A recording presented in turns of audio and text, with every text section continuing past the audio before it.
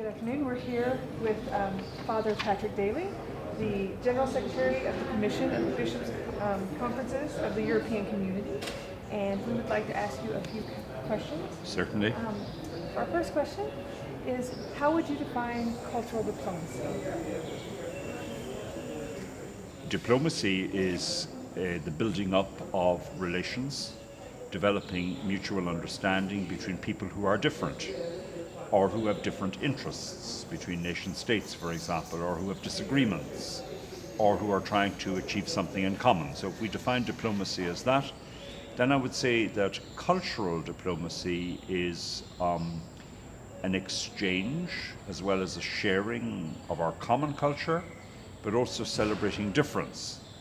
So most Western European countries have a common artistic and musical culture, and yet the exchange of great works of art from one national museum to another, or orchestras such as the Berliner Philharmoniker, which visit London or Dublin if they should do so, are part of the deepening of our common celebration of a culture we share, but where one country contributes something of its Geist or its spirit, so that there is a difference as well as a common shared value system.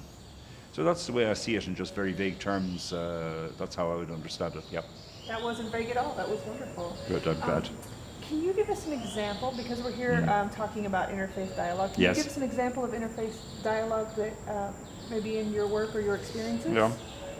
I certainly can. I was the parish priest in a town called Wolverhampton in the West Midlands of England, a town which had a strong industrial life in the earlier part of the 20th century, which had various layers of migrant populations coming in there, the Irish, which I am to start with, and then in the 50s and 60s, large numbers from Asian communities from Africa, and then communities from the Caribbean.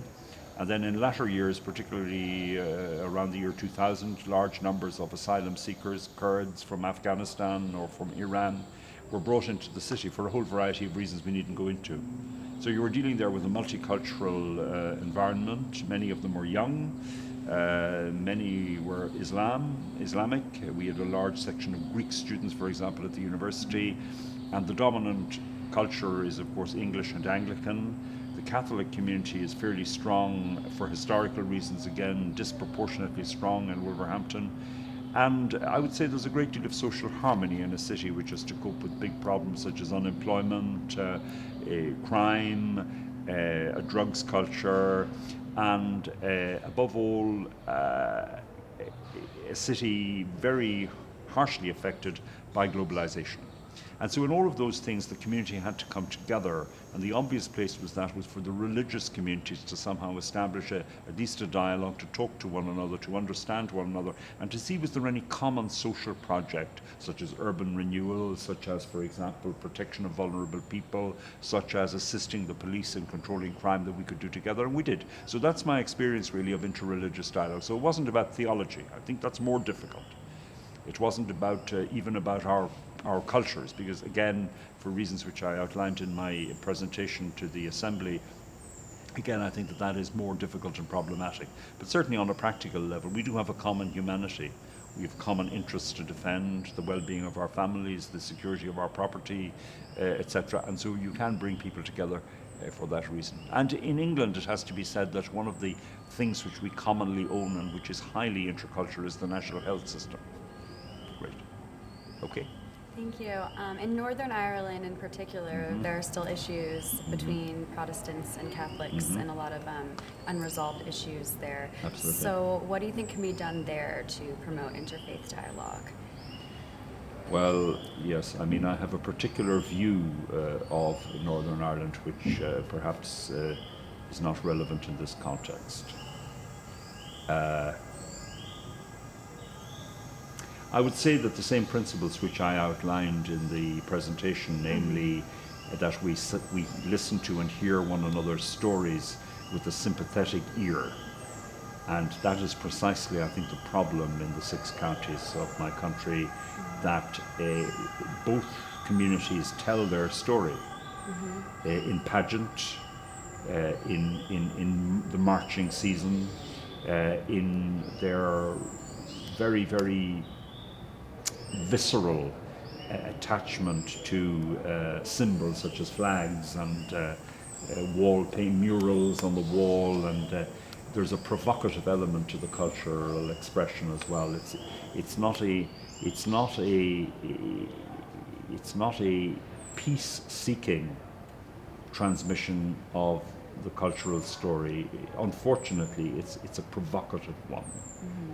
And I understand the need for it. It's about identity. It's about the preservation of identity against a perceived threat.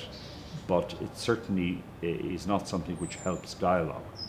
So I would have thought that, for example, and again, this is a purely personal view. I don't know what the view of Catholic bishops is in the north of Ireland, but I would say that the marching season is somewhere where a huge restraint has to be exercised and ecumenical leadership has to be shown, because it tends to be very provocative and incites to violence and is essentially a tribal conflict that has really very little to do with religion, if nothing. Right. Okay. Thank you. Sorry for being a bit strong in No, my views on no, that that's subject. great. Yeah, I'm very interested in that, so thank you. Yeah, okay.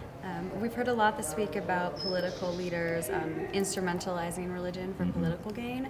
So how do you see the relationship between religion and politics, and how can we keep politicians from abusing religion for their own political gain? Well, I don't have an immediate quick answer to that question. I think that my principal concern, for obvious professional reasons, is Europe, is inter-religious dialogue within the forum of the European Union.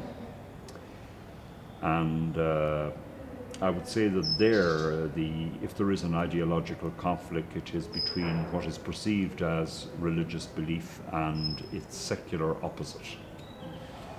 And I think that the European identity is a multi-layered one. We have various identities at various times. You know, sometimes I'm acutely aware of being a Catholic and being a priest, for example, in Rome, whereas in Brussels I might be less aware of that. I might be more conscious of being a European, of being somebody who has even though I am a Catholic priest, has also a secular mission. And I think that is true of most people, that sometimes we feel Catholic, sometimes I feel Irish. St. Patrick's Day is an obvious time. And sometimes I feel European, such as I feel at home here in Rome. I speak Italian, as it so happens. But not only that, I feel very much that the continent of Europe is my home. So there is a sense of belonging, what the Germans call Heimat. And I think that for all European citizens, this multi-layered thing is important. And religion is a part of our identity.